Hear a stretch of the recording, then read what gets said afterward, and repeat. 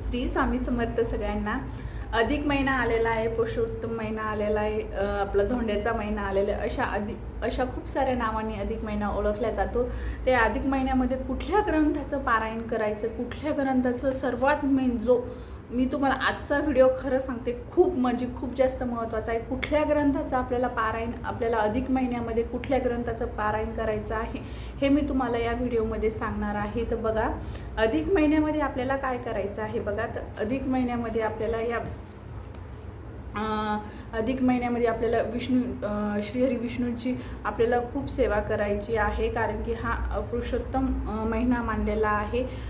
यामध्ये आपल्याला भगवान श्री विष्णूंची जेवढी होईल जेवढी अधिक मास खूप जेवढी जास्त होईल तेवढी आपल्याला सेवा करायची। जेवढं अधिक होत जाईल, जेवढं आपल्याला हा महिना जो आहे आपल्या सेवेचं बँक बॅलन्स बनवण्याचा आहे, आणि या महिन्यामध्ये आपल्याला जेवढे सेवा करता येईल तेवढे आपल्याला या महिन्यामध्ये सेवा करायची आहे।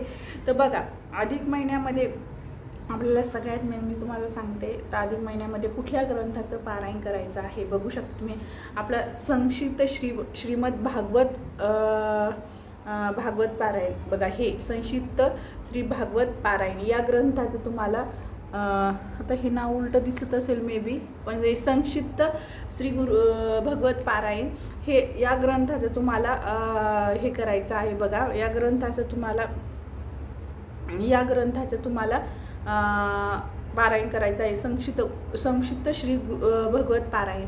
याच्यामध्ये आपलं श्रीमान भगवत जे मोठा भगवत ग्रंथ आहे तेही करू शकता, पण तो खूप मोठा आहे। त्याच्यासाठी बघा, तोही कोणाकोणाच्या घरी आपला अधिक मासामध्ये याची पोथी म्हणजे या ग्रंथाचं पारायणही केलं जातं ग्रंथाचं। आणि हे बघा, आपण संसारिक माणसं आहे, आपल्याकडून एवढं मोठं नाही झालं तरी आपण आपल्या गुरुमाऊलींनी आपल्यासाठी हा छोटा ग्रंथ जो की आपल्याला सगळ्यांच्या यांनी काढलेला आहे बघा। तर हा जो ग्रंथ आहे, ह्या ग्रंथातून आपल्याला पारायण करायचे काहीच अवघड नाही। हे बघा, खूप छोटे अध्याय, 3 पेजचेच अध्याय आहे। सगळ्यात मेन म्हणजे ह्या ग्रंथाचं बघा, सर्वात आधी काय वाचायचं आहे, स्वामी स्तवन वाचायचं आहे, नंतर गणपती अथर्व शीर्ष आहे ते वाचायचं आहे। तर बघू शकता तुम्ही इथे स्वामी स्तवन, आणि हे बघा, हे स्वामी स्तवन, नंतर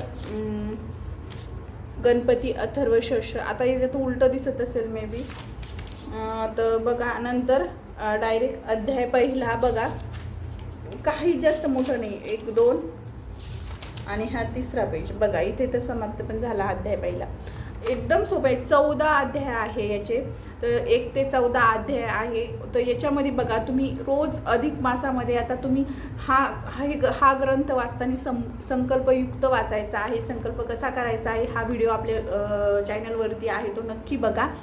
तर बघा, संकल्पयुक्त करायचं आहे, कारण की तुमचे कितीही अडलेले निडलेले कामं असू द्या, कितीही तुम्हाला प्रखर पितृदोष असू द्या, हा ग्रंथ वाचल्यानंतर तुमचा 7 पिढ्यांचा पितृदोष दूर होईल।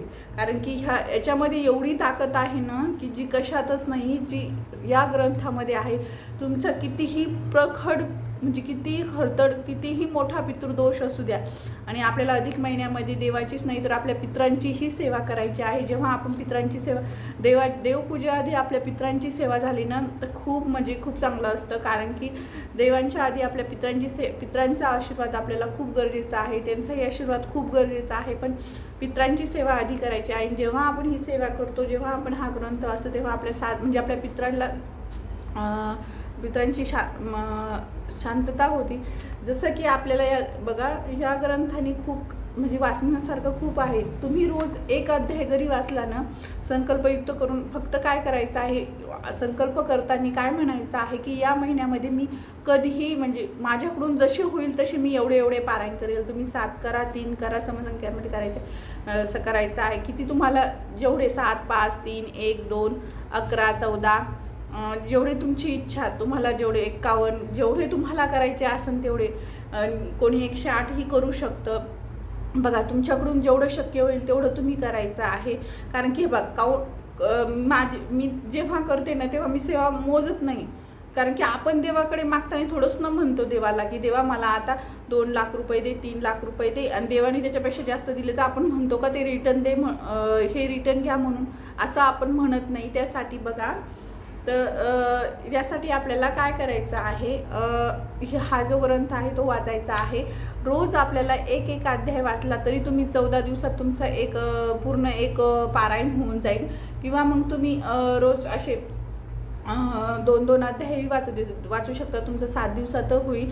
किंवा मग पूर्ण जर तुम्हाला एका दिवसात एक वाचायचं असेल तर तुम्ही पूर्ण ही एका दिवसात पूर्ण एक वाचू शकता. जास्तीत जास्त तुम्हाला 2 तास लागतील, 2-2.5 तास लागतील, 2 तास धरून चाला, 2 तास लागतील तुम्हाला हे पूर्ण वाचायला.